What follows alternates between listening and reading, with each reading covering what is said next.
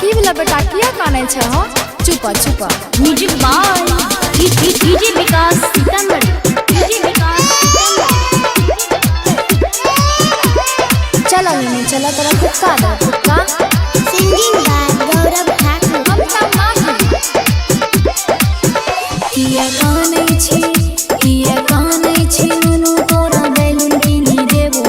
सुंदर लड़की देखी शादी करी देबो नुनु चुप चुप रे नुनु चुप चुप रे नुनु चुप चुप रे नुनु चुप चुप आगे शादी में हमें चार चक्का गाड़ी लेबो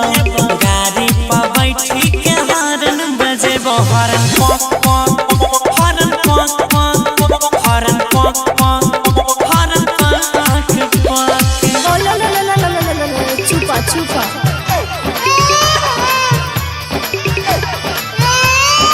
DJ Vikas DJ Shri digital audio recording studio Bihariganj Matiyar Kala Sitamarhi मटियार कला सीतामढ़ी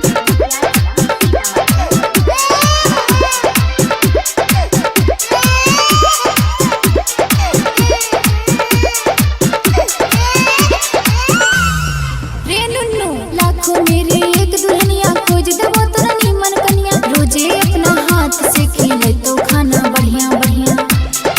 गे माय कोई कहे छे औका बौका कोई कहे छे पागल रात भर चिंता से रहै छियै जागल सुनी ने नया नया बहू होइत नया नया बहू होइत गोरा होदबैत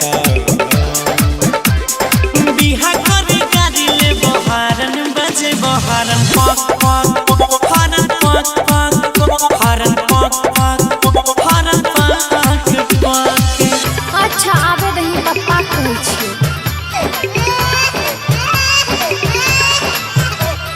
डीजे विकास डीजे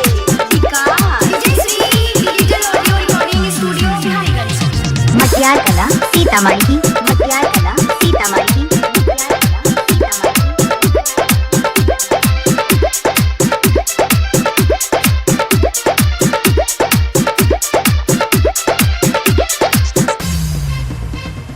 आरो कुछ दिन धीरे धरे बेसी जल्दी नहीं कर तब तक घर में बैठ के बेटा कॉपी लेके ओआ पढ़े हमें पर्व अजय राकेश भैया के बहु बारी सुंदर ओकरा देखि के मन भेलै गे छुछुंदर हे गए कहबे केतनो बाबू सोना कहबे केतनो गौरव ने लो बेटा बिहा करी गाड़ी ले बहारन बजे बहारन पक पक हरन पक पक हरन पक पक गे मैया पक पक चुप अबरी बिहे करा देबो रे सुगा हाँ my recording by Ajay star Bihar.